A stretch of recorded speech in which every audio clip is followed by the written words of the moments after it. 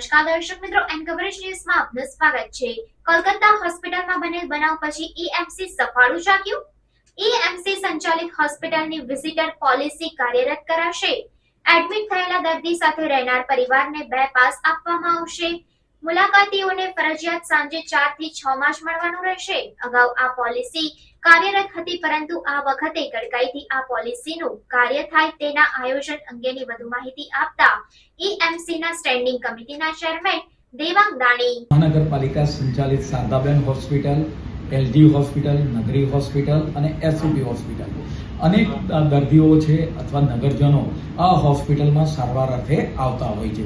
રોજની ઓપીડી 2000 કરતાં વધારે હોય છે શારદાબેન હોસ્પિટલ અને એલજી હોસ્પિટલની અંદર।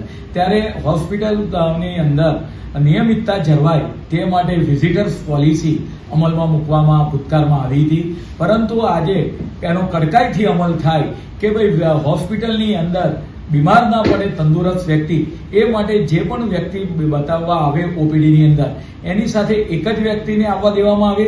તદુપરાંત જે વ્યક્તિ ઓપરેશન માટે એડમિટ થયેલા હોય અથવા તો બીજા કોઈ રોગ માટે એડમિટ થયેલા હોય ત્યારે એને પાસ આપવામાં આવે અને એની ખબર કાઢવા માટે જે પણ વ્યક્તિ આવે, જે રીતે પ્રાઇવેટની અંદર સમયગાળો નિશ્ચિત હોય છે એ જ રીતે એના 4 થી 6 ના સમયગાળા દરમિયાન એની ખબર કાઢવા માટે આવે।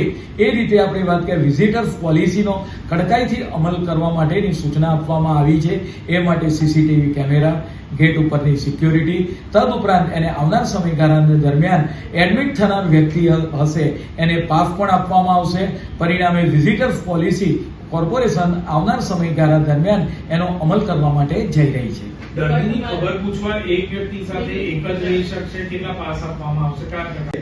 એને 2 પાસ આપવામાં આવશે।